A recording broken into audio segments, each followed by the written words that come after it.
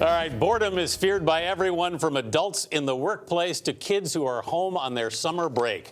But a recent Academy of Management study finds boredom can lead to increased activity. Apple co-founder Steve Jobs said boredom allows one to indulge in curiosity. And author J.R.R. Tolkien created The Hobbit when he was a professor and was bored of grading papers. So it is time to put our phones down and give our minds a chance to wander. Psychiatrist Dr. Sue Varma joins us at the table. Good morning, Dr. Varma. Hi, good morning. I aspire to boredom, I should say. I love the idea of boredom because it feels, I mean, why does it lead to creativity? Yes, so it's interesting. Boredom is our brain's way of searching for an interesting, stimulating activity. And if we can't find it in the external environment, we are going to create it. And I think of creativity as a space between boredom on one hand, which is a lack of stimulation, and anxiety, which might be overstimulation. And in fact, that this is such an important trait. There was a study done in 2010, an IBM study looking at 1,500 CEOs from across the world, and they found that creativity was the #1 important leadership quality. Yeah. And my fear is that now we live in a work warrior culture, and we're promoting productivity at the expense of creativity. And we're finding that as IQs are increasing, creativity quotients are actually decreasing.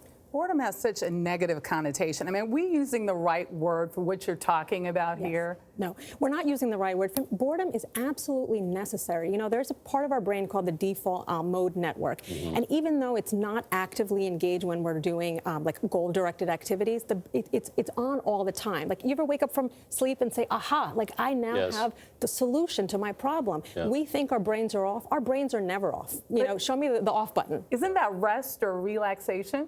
You know, some activities are intentional, right? So those would not be considered boredom. So if somebody says, like, I'm doing a yoga class and I'm going to get fresh ideas, not necessarily the case.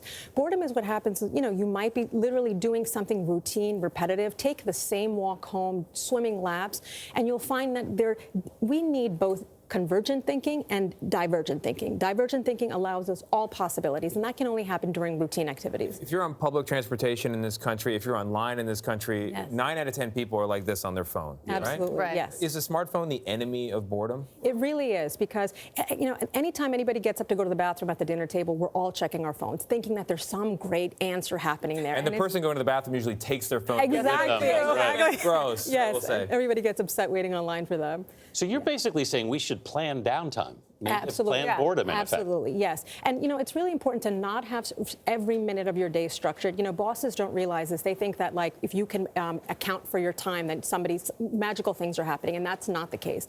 Another thing is, don't have as many meetings. Most people are checked out. Like, if you want to have an enemy of productivity, scheduling meetings at length is the way to go for that. Unless they're boring meetings. Exactly. Yes. Yeah.